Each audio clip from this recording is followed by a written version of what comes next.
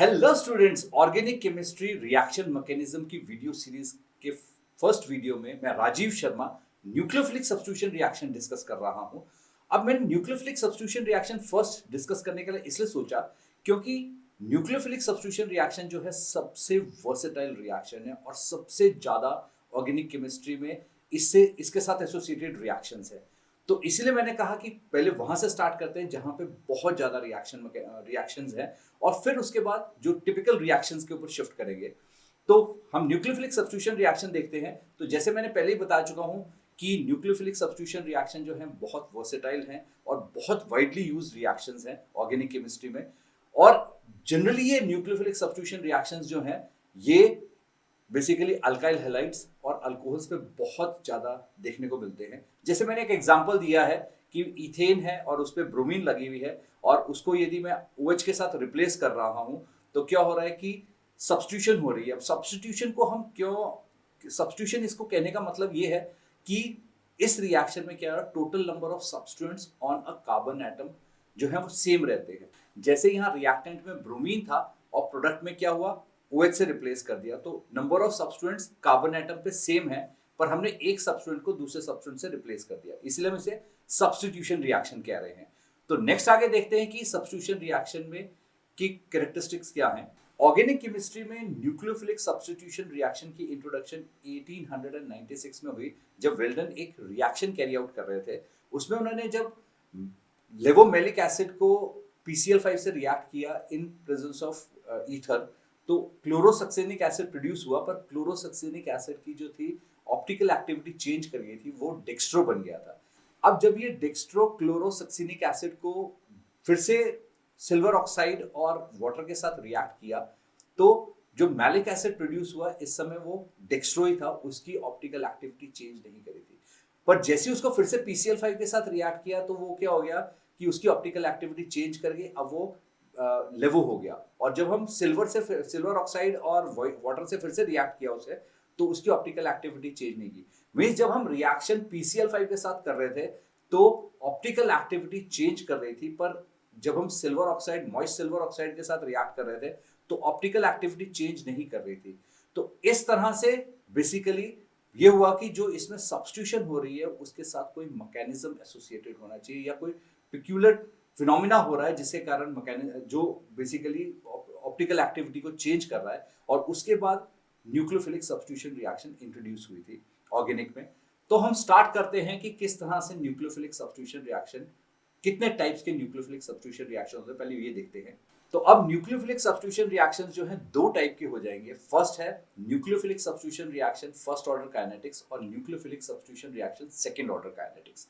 अब first order kinetics मतलब rate of reaction first order होगा, सेकेंड ऑर्डर काइनेटिक्स का मतलब हो जाएगा कि rate of reaction second order होगा। और यदि आप ऑर्डर ऑफ रिएक्शन के कंसेप्ट को रिफ्रेश करना चाहते हैं तो इस समय जो लिंक डिस्प्ले हो रहा है आप उस लिंक को फॉलो कर सकते हैं। तो अब हम नेक्स्ट देखते हैं कि SN1 या nucleophilic substitution first order kinetics के क्या कैरेक्टरिस्टिक्स है। अब न्यूक्लियोफिलिक सब्स्टिट्यूशन रिएक्शन जो है फर्स्ट ऑर्डर का, ये हमेशा दो स्टेप्स में अकर करेगा।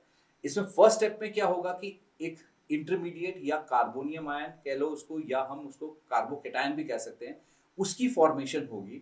और वो जो कार्बोकेटायन फॉर्म हुआ है वो सेकेंड स्टेप में बेसिकली रिएक्ट करेगा और बेसिकली हमारा प्रोडक्ट बनेगा। तो रिएक्शन ऑर्डर जो स्लो रेट डिटरमिनिंग रिएक्शन होगा वो फर्स्ट स्टेप हो जाएगा which is a slow reaction. और उसमें क्या हो रहा है कि, और जो मैं फर्स्ट रिएक्शन बोल रहा हूं उसका मतलब ये है कि जिसमें बेसिकली कार्बोकेटायन फॉर्मेशन हो रही है। अब जहां कार्बोकेटायन फॉर्मेशन हो रही है वो स्लो स्टेप हो जाएगा और उसको हम बेसिक उसके हिसाब से जब ऑर्डर ऑफ रिएक्शन डिटरमाइन करेंगे तो उसको हम फर्स्ट ऑर्डर काइनेटिक्स कह देंगे। नेक्स्ट आगे देखते हैं कि इसका एक जनरलाइज मैकेनिज्म किस तरह से हो सकता है। अब जैसे मैंने इस मैकेनिज्म जनरल मैकेनिज्म के लिए एक अल्काइल हैलाइड को मेटल हाइड्रोक्साइड के साथ रिएक्ट करा रहा हूं और मेटल हाइड्रोक्साइड के साथ रिएक्ट करके उसको अल्कोहल में कन्वर्ट कर रहा हूं और मेटल हैलाइड आ रहा है। तो इसमें फर्स्ट स्टेप जो हो जाएगा, जनरल मैकेनिज्म का फर्स्ट स्टेप हो जाएगा कि हमें जो मेटल हाइड्रोक्साइड है वो डायरेक्टली अल्काइल हैलाइड के साथ रिएक्ट नहीं करेगा, हमें उसे किसी सॉल्वेंट में लेना पड़ेगा। तो यहाँ मैं एक प्रोटिक सॉल्वेंट ले रहा हूँ, दैट इज वाटर। वाटर में उसको डिसॉल्व कर रहा हूँ तो बेसिकली क्या हो जाएगा, कि उसका क्रिस्टल लैटिस ब्रेक करेगा और अल्टीमेटली क्या हो जाएगा, हाइड्रोक्साइड आयंस और मेटल आयंस जो सोल्यूशन में फॉर्म हो जाएंगे। जब मेटल आयंस और हाइड्रोक्साइड आयंस फॉर्म हो गए तो इसमें से क्या होगा, मेटल आयंस का साइज छोटा होता है, तो मेटल आयंस क्या होंगे कि हैलाइड के साथ, अल्काइल हैलाइड के साथ रिएक्ट करेंगे। अब इसमें क्या होगा, क्योंकि हेलोजन कार्बन हेलोजन बॉन्ड पे डाइपोल क्रिएट हुआ है, क्योंकि halogen is more electronegative than compare to carbon, तो इसलिए क्या होगा, इलेक्ट्रॉन डेंसिटी हेलोजन की तरफ शिफ्ट हो रही होगी कार्बन से। तो जैसे ही मेटल उसको अप्रोच करेगा तो क्या होगा कि halide would be attracted toward metal, और हैलाइड क्या होगा, शिफ्ट कर बॉन्ड क्लीवेज होगी और हैलाइड जो होगा मेटल के साथ ज्वाइन कर जाएगा और कार्बन से हमारे को बेसिकली कार्बोनियम आयन बन जाएगा। तो कार्बोनियम आयन जो हो गया इंटरमीडिएट हो गया। अब ये इंटरमीडिएट उससे नेक्स्ट स्टेप में क्या होगा कि जो एनायन पार्ट है, यहाँ पे हाइड्रोक्साइड है, तो एनायन पार्ट से रिएक्ट करेगा और हमारा अल्टीमेटली प्रोडक्ट बन जाएगा। तो इस तरह से बेसिकली जो सेकंड स्टेप है इसमें वो स्लो रेट डिटर्मिनिंग रिएक्शन हो जाएगा। और क्योंकि उस स्लो रेट डिटर्मिनिंग रिएक्शन में क्या है कि अल्काइल हैलाइड की इंपॉर्टेंट कंसंट्रेशन है, हमने हाइड्रोक्साइड जो है, मेटल हाइड्रोक्साइड जो है या सोल्यूशन जो है वो एक्सेस में लिया है, तो हम उसको निग्लेक्ट कर देते हैं, क्योंकि हम यहाँ पे फॉर्मेशन ऑफ अल्कोहल देख रहे हैं या जो प्रोडक्ट है उसकी फॉर्मेशन है, जबकि जो बाय प्रोडक्ट्स है हम ऑर्गेनिक केमिस्ट्री में उस पर इतना ज्यादा एम्फोसाइज नहीं करते हैं। इसीलिए हम वहाँ यहाँ पे जो है अल्काइल हैलाइड की कंसंट्रेशन को कंसीडर कर रहे हैं और इसके हिसाब से ये रिएक्शन जो हो जाएगा फर्स्ट ऑर्डर काइनेटिक्स हो जाएगा। नेक्स्ट आगे देखते हैं कि किस तरह से एनर्जी के हिसाब से हम इस रिएक्शन को एक्सप्लेन कर सकते हैं। तो इस तरह से ये एनर्जी लेवल डायग्राम हो जाएगा। जैसे हम देख रहे हैं कि अल्काइल हैलाइड जो है जब वो बेसिकली रिएक्ट कर रहा है तो उसमें क्या होगा कि जो कार्बोनियम आयन फॉर्मेशन का जो है activation energy is very high, और जब कार्बोनियम आयन फॉर्म हो जाएगा उसके बाद जो है फर्दर जो आगे उसमें एनायन पार्ट ज्वाइन कर रहा है उस रिएक्शन के लिए बहुत ज्यादा एनर्जी रिक्वायर्ड नहीं है, एक्टिवेशन एनर्जी उसकी बहुत कम है। क्योंकि एक्टिवेशन एनर्जी कम है इसलिए वो जो सेकंड स्टेप होगा after formation of carbonium ion वो बहुत फास्ट होगा।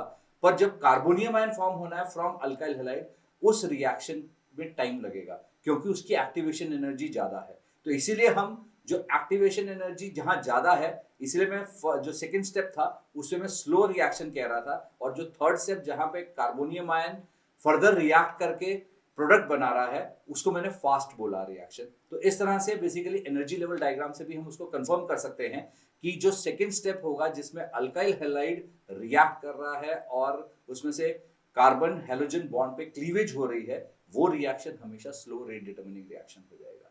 तो नेक्स्ट आगे देखते हैं कि किस तरह से रिएक्टिविटी वेरी करती है फॉर अल्काइल हैलाइड्स। अब जैसे मैंने यहाँ पे एक रिएक्शन लिया है कि एक ब्रोमाइड है, अल्काइल ब्रोमाइड है, उसको मैं वाटर के साथ रिएक्ट करा रहा हूँ और बेसिकली अल्कोहल फॉर्म हो रहा है और उसके साथ बेसिकली HBr रिप्लेस हो रहा है।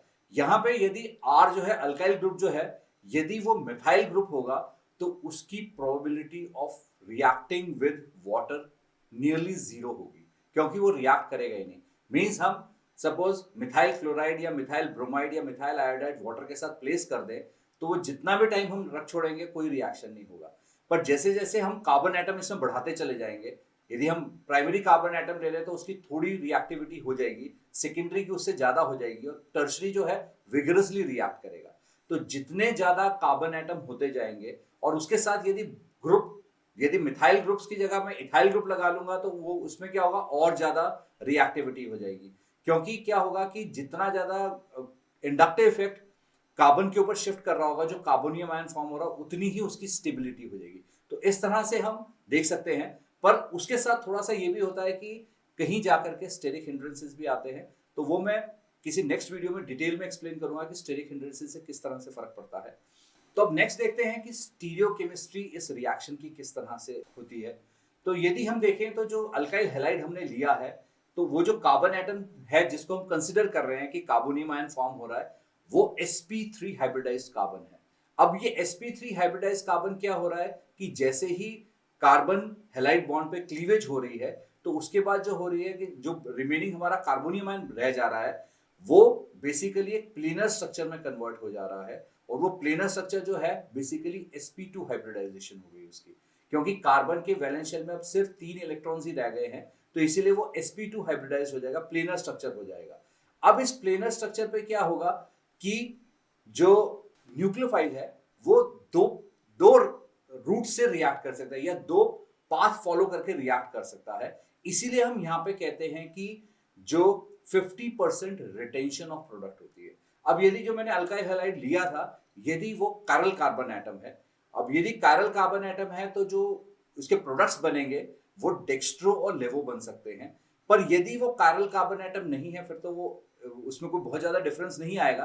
पर हम जब उसको बोल रहे हैं 50% रिटेंशन ऑफ प्रोडक्ट, मींस यदि मैंने अल्काइल हैलाइड उससे स्टार्ट किया है जिसमें ग्रुप्स इस तरीके से प्रेजेंट है कि कायरल कार्बन प्रेजेंट है, तो उसमें जो है वहां पे बेसिकली 50% रिटेंशन होगी। मींस यदि हमने डेक्स्ट्रो अल्काइल हैलाइड से स्टार्ट किया है तो 50% डेक्स्ट्रो रहेगा और 50% लेवो हो जाएगा। या हम इन शॉर्ट कह सकते हैं कि there is 50% inversion of product. Means जब भी हम SN1 रिएक्शन करेंगे या SN1 रिएक्शन हो रहा है, और SN1 रिएक्शन कब हो रहा होगा, जब टर्शरी कार्बोनियम आयन बन रहा होगा। तो टर्शरी कार्बोनियम आयन बन रहा है तो उस समय 50% इन्वर्जन ऑफ प्रोडक्ट होगी या 50% रिटेंशन ऑफ प्रोडक्ट होगी।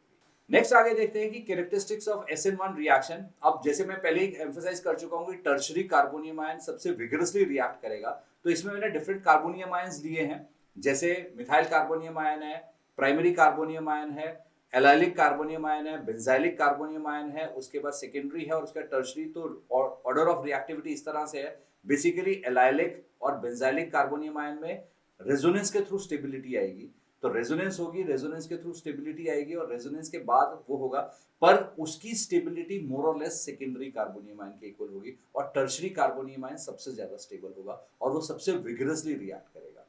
तो इस तरह से बेसिकली टर्शरी कार्बोनियम आयन जो है वो सबसे विगरसली रिएक्ट करेगा। तो नेक्स्ट आगे देखें कि सॉल्वेंट और लिविंग ग्रुप का किस तरह से फर्क पड़ता है। तो यूजुअली क्या होगा, लिविंग ग्रुप, जब लिविंग ग्रुप जितना बड़ा होगा, जैसे हैलाइड्स के केस में यदि हम chloro alkyl chloride, alkyl bromide और अल्काइल आयोडाइड की बात कर रहे हैं, तो alkyl iodide would be the best leaving group. Basically होगा क्या कि जितना बड़ा कार्बन हैलाइड बॉन्ड का लेंथ हो जाएगी, क्योंकि जैसे साइज ऑफ हैलाइड बढ़ेगा तो कार्बन हेलोजन बॉन्ड लेंथ भी बढ़ेगी, तो जितनी ज्यादा बॉन्ड लेंथ होगी उसकी डिसोसिएशन उतनी इजी होगी और वो क्या हो जाएगा, क्लीवेज जल्दी से होगी और वो कार्बोनियम आयन की एक्टिवेशन एनर्जी डिक्रीज कर जाएगी। पर यदि यदि जैसे फ्लोरीन का केस है, कार्बन फ्लोरीन बॉन्ड है, तो उस केस में क्या होगा कि क्योंकि साइज छोटा है तो इसके लिए बॉन्ड लेंथ भी कम है। बॉन्ड लेंथ कम होने की वजह से क्या होगा कि क्लीवेज उतनी फास्ट नहीं होगी, और क्लीवेज फास्ट नहीं होगी तो क्या होगा कि जो एक्टिवेशन एनर्जी रिक्वायर्ड है for forming a carbonium ion वो ज्यादा हो जाएगी। इसके कारण से क्या होगा, रिएक्शन स्लो हो जाएगा, रिएक्शन उतना फास्ट अकर नहीं करेगा। सेकेंड है इसमें जो सॉल्वेंट इफेक्ट। सॉल्वेंट इफेक्ट से पहले एक और इंपॉर्टेंट पॉइंट है कि जब अल्कोहल्स हम कंसिडर कर रहे होंगे तो अल्कोहल्स के केस में क्या होगा कि क्योंकि प्रोटोनेशन ऑफ अल्कोहल होगी, इसमें प्रोटोनेशन ऑफ अल्कोहल जो होगी, तो प्रोटोनेशन ऑफ अल्कोहल के कारण क्या होगा, वाटर फॉर्म होगा और वाटर जो है इतना इजीली उसमें से रिमूव नहीं होगा। और ये प्रोटोनेशन ऑफ अल्कोहल में कमिंग वीडियोस में थोड़ा डिटेल में इलैबोरेट करूंगा। तो इस तरह से प्रोटोनेशन के कारण क्या होता है कि अल्कोहल्स की रिएक्टिविटी जो होती है स्लाइटली लेस हो जाती है देन हैलाइड्स। अब जो भी कार्बोनियम आयन बन रहा है, जैसे टर्शरी कार्बोनियम आयन हम कह रहे हैं स्टेबल सबसे ज्यादा होगा, तो उसमें क्या है कि क्योंकि टर्शरी कार्बोनियम आयन को क्या होगा कि जब प्रोटिक सॉल्वेंट में हम रख रहे हैं तो प्रोटिक सॉल्वेंट में हमेशा nucleophilic substitution reaction first order kinetics preferred होगा, क्योंकि उसमें क्या होगा, कार्बोनियम आयन फॉर्म होगा, तो कार्बोनियम आयन के आसपास क्या होगा, जो वाटर मॉलिक्यूल्स उसको सराउंड करेंगे, उसके ऊपर इंडक्टिव इफेक्ट भी है और उसको वाटर मॉलिक्यूल्स भी सराउंड कर रहे हैं, तो उसका जो पॉजिटिव चार्ज है वो बहुत हद तक नलिफाई हो जाएगा और जितना स्टेबल कार्बोनियम आयन होगा उतना ही ज्यादा क्या होगा, एक्टिवेशन एनर्जी कम हो जाएगी या उस रिएक्शन का रेट बढ़ जाएगा। तो इसके कारण से क्या होगा कि जो प्रोटिक सॉल्वेंट्स में कार्बोनियम आयन फॉर्मेशन का रिएक्शन हमेशा फास्ट होगा और इसीलिए क्या होगा, रेट ऑफ रिएक्शन इंक्रीज कर जाएगा। कहीं आप मेरे चैनल पे फर्स्ट टाइम तो नहीं विजिट कर रहे हैं? यदि फर्स्ट टाइम विजिट कर रहे हैं तो मेरे इस चैनल को सब्सक्राइब करो और सब्सक्राइब करते हुए ध्यान रखो कि आपने बेल आइकन भी प्रेस करना है और नोटिफिकेशंस में ऑल नोटिफिकेशंस को भी टिक करना है। यदि आप नोट्स ढूंढ रहे हैं, असाइनमेंट्स ढूंढ रहे हैं, मॉक टेस्ट ढूंढ रहे हैं, प्रैक्टिस टेस्ट ढूंढ रहे हैं, तो इस समय जो ये लिंक डिस्प्ले हो रहा है इस लिंक को फॉलो करो और इस लिंक के साथ आपको सारी चीजें फ्री में मिलेंगी। और कमेंट करना मत भूलना, नीचे कमेंट सेक्शन में जरूर कमेंट करो। Thanks for watching this video.